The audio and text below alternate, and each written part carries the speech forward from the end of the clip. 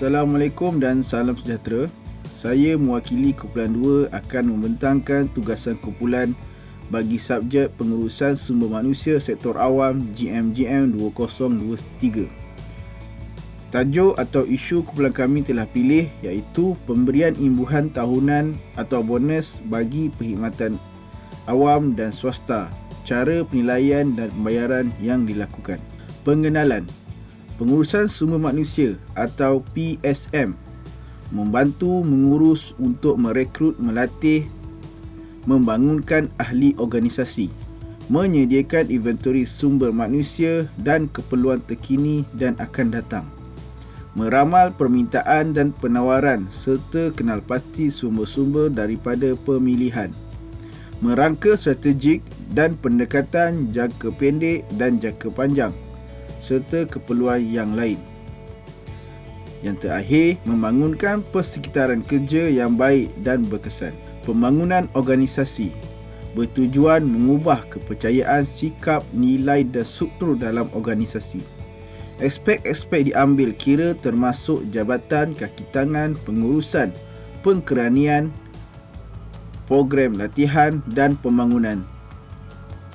Merupakan strategi komprehensif untuk penambahbaikan dalam organisasi, membawa kepada transformasi, penyelesaian masalah dan pembaharuan organisasi, menerapkan sifat-sifat ketekunan, kepintaran dan ketelitian. Pampasan dan faedah merujuk kepada pampasan, gaji atau kewangan lain dan faedah bukan kewangan. Pampasan terdiri daripada pampasan setiap jam, gaji, komisen dan bonus.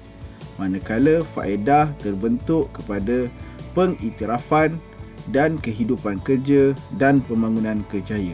Peranan pengurusan sumber manusia merancang, membangun, mentadbir dasar dan program untuk menggunakan sumber manusia secara optimum.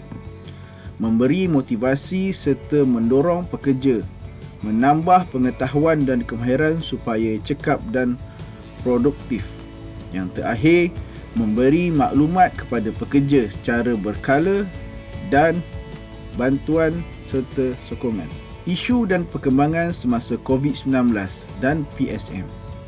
Pandemik COVID-19 memberi cabaran yang tidak dijangka walaupun kebanyakan organisasi bersedia menghadapi krisis.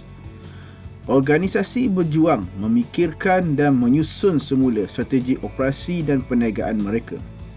Tindakan PSM dalam mengurus pekerja dalam suasana norma baru antaranya memastikan keselamatan dan kesihatan pekerja, melaksanakan atur kerja yang baru dan memberi semangat dan motivasi serta dorongan. Pemberian imbuhan dan ganjaran.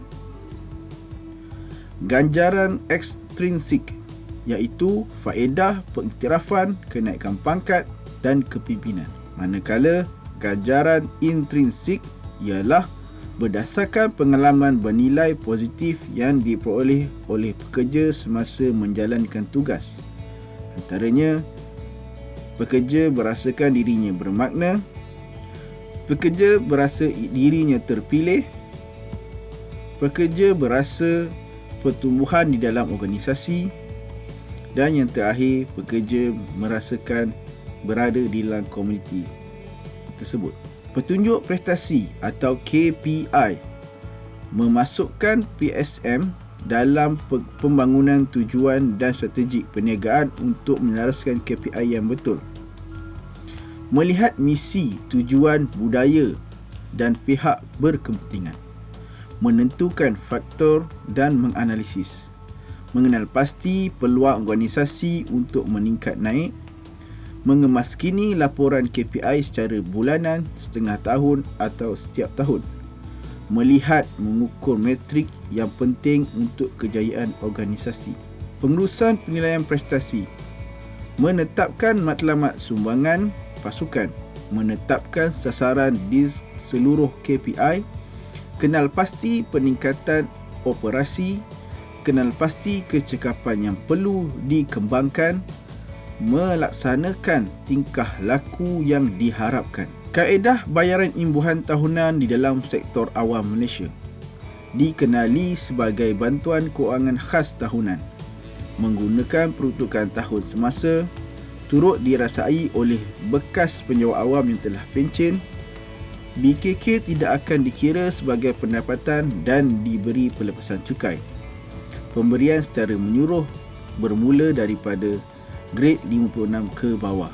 Yang terakhir, kerajaan juga menyalurkan bantuan khas kewangan Aidilfitri pada tahun perayaan. Syarat bantuan khas kewangan kerajaan: bebas tindakan tata tertib, pegawai yang tidak menerima dos lengkap tanpa alasan kesihatan, bagi badan-badan berkanun yang dikecualikan pencen seperti KWSP, LHDN perlu mendapat kelulusan Kementerian Kewangan bagi pembayaran bonus. Dasar dan garis panduan yang diguna pakai oleh badan-badan berkanun yang diasingkan pengurusan saraannya daripada sektor awam adalah seperti berikut. Bonus berdasarkan prestasi agensi berkenaan. Badan berkanun yang memperoleh keuntungan relevan dibenarkan membayar bonus tahun semasa.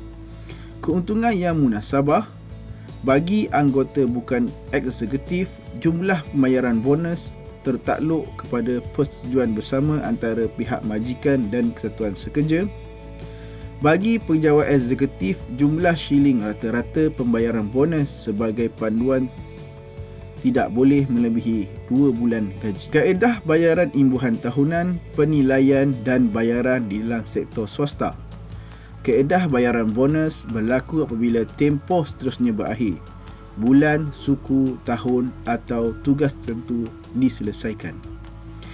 Kaedah agihan bonus mengikut grade KPI, petunjuk prestasi utama. Konsep ini digunakan dalam merujuk kepada ukuran pilihan prestasi daripada proses tertentu.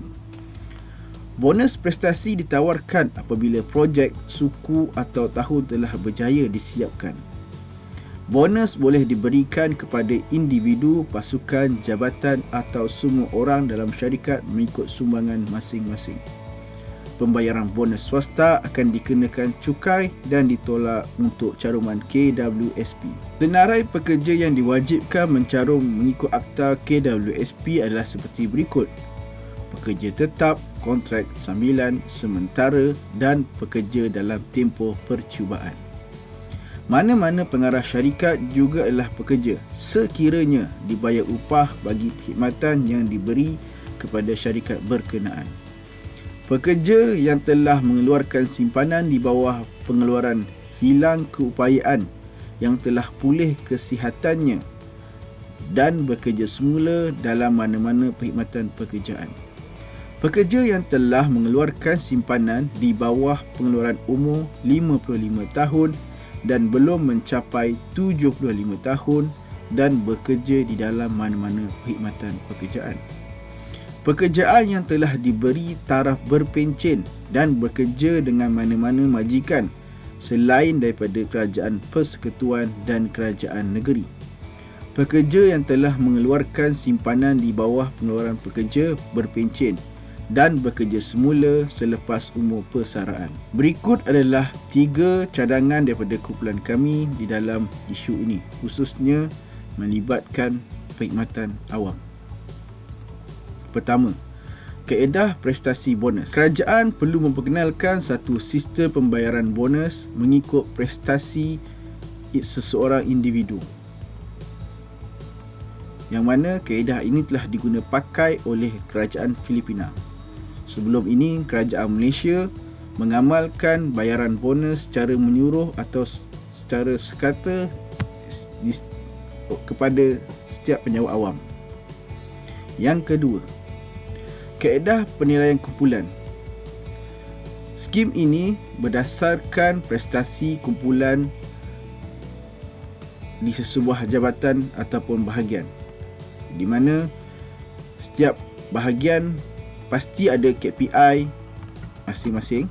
Sehubungan dengan itu, kaedah pembayaran bonus boleh diukur atau dibayar mengikut markah atau KPI bahagian tertentu. Yang terakhir, penetapan had minimum bagi pembayaran imbuhan tahunan atau bonus dalam sektor perkhidmatan awam. Setiap tahun kerajaan telah merancang dan merangka untuk penambahbaikan sistem perkhidmatan awam kepada masyarakat. Secara tidak langsung, kaki tangan kerajaan telah berusaha untuk merealisasikan apa yang dirancang oleh kerajaan. Sehubungan dengan itu, disarankan pihak kerajaan dapat menetapkan had minimum pembayaran imbuhan tahunan atau bonus sekurang-kurangnya setengah bulan gaji demi memberi pengiktirafan kepada kaki tangan kerajaan di dalam perkhidmatan yang telah diberikan sepanjang tahun. Kesimpulan, PSM melibatkan penerapan fungsi dan prinsip pengurusan. Keputusan yang berkaitan dengan pekerja mestilah bersepadu. Struktur PSM adalah menyuruh yang mengambil kira beberapa faktor iaitu reka bentuk organisasi dan pekerjaan, kaki tangan, latihan dan pembangunan, pembangunan organisasi, pampasan dan faedah, bantuan pekerja, kesatuan, perhubungan pengurusan, penyelidikan, kaki tangan dan penggunaan teknologi. Sistem ganjaran dan imbuhan memainkan peranan penting kerana mereka menentukan hubungan majikan dengan pekerja. Apa yang majikan sanggup berikan dan apa yang pekerja sanggup sumbangkan sebagai pertukaran. Pampasan dan faedah sahaja tidak lagi berkesan sebagai mekanisme motivasi kerana ia tidak boleh mencipta penglibatan pekerja yang diperlukan untuk bersaing dalam perniagaan yang kompleks dengan keadaan persekitaran hari ini yang bergerak pantas. Sekian saja pembincangan daripada kumpulan kami. Sekian, terima kasih.